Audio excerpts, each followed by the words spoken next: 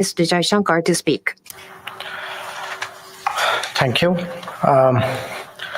I'm delighted to be back in Tokyo for the 16th round of our strategic dialogue, and I thank Foreign Minister Kamikawa for hosting us so graciously this evening. In the first half of our dialogue, which has just concluded, the two of us had wide-ranging and forward-leaning discussions covering the entire gamut of our bilateral relations. I also look forward to exchanging views on major regional and global issues in the remaining part of our dialogue. Today, our meeting allowed us to take stock of various ongoing lines of effort since the dialogue was last held in July in New Delhi.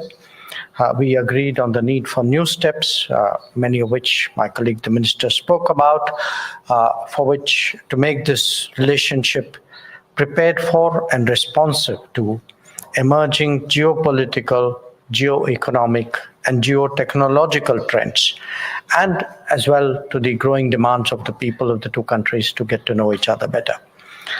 Our talks provided strategic guidance to our teams to realize the vision of the India-Japan Special Strategic Global Partnership, and that the expectations that our leaders have of this partnership.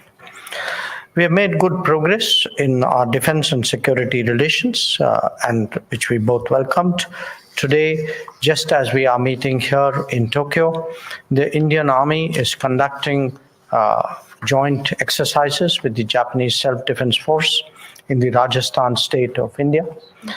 The three branches of our military and Coast Guard are productively engaged with the Japanese counterparts with greater ease through the newly operationalized reciprocal partnership arrangement. There have been exchanges about cooperation possibilities in areas of jointness and new domains like cyber and space.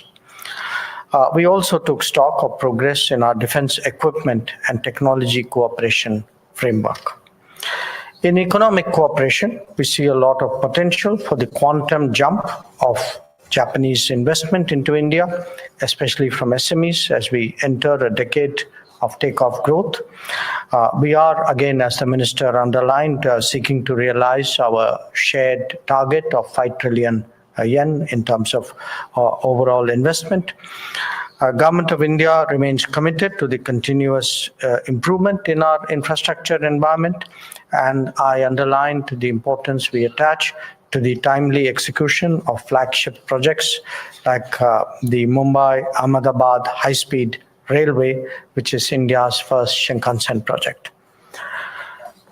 We welcome Japan's development role in India's Northeast, which will be crucial in transforming the connectivity and industrial landscape of that region, which will benefit not only our two countries, but also other countries in the neighborhood through a network of forward and backward linkages.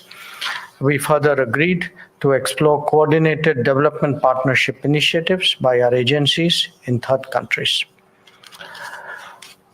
We also concurred on the need to work together to enhance each other's economic security and supply chain resilience by taking a strategic view of trade and technology. In this context, we discussed possibilities in semiconductor ecosystem, green technologies, and digital payments by leveraging our complementary strengths.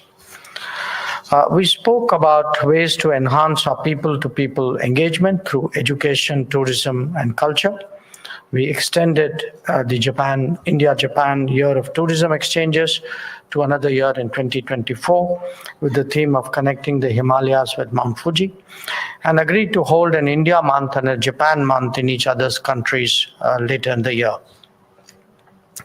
I spoke to the minister as well about the need for a more facilitative visa regime for tourists and other citizens to travel to Japan. We also discussed the shared interest we had in providing greater avenues of mobility for Indian talent and for Indian skills to Japan. Expanding the scope of the existing arrangements and helping promote Japanese language teaching and testing throughout the country would be a natural first step. India and Japan, as two major Indo-Pacific nations sharing values, history, and interests, have an abiding stake in the peace, security, and prosperity of our region, and are ready to play a responsible role commensurate to the needs of our times. Whether it is the development aspirations of the global south, or the reform of institutions and mechanisms of global government, or fighting transnational crimes, or defending against disruptions to supply chains, cooperation between India and Japan has a world of possibilities. I look forward to discussing these matters with Foreign Minister Kamikawa in the latter part of our discussion. Let me once again thank her for her courtesy, hospitality, and leadership for this round of the dialogue, which has been very productive. I look forward to receiving her in India for the next 2+2 ministerial dialogue. Thank you once again. ありがとうございました。 Thank you very much. With that, the joint press conference is concluded. Thank you very much, Minister Kamikawa, Minister Jaishankar. The members of press are requested to wait until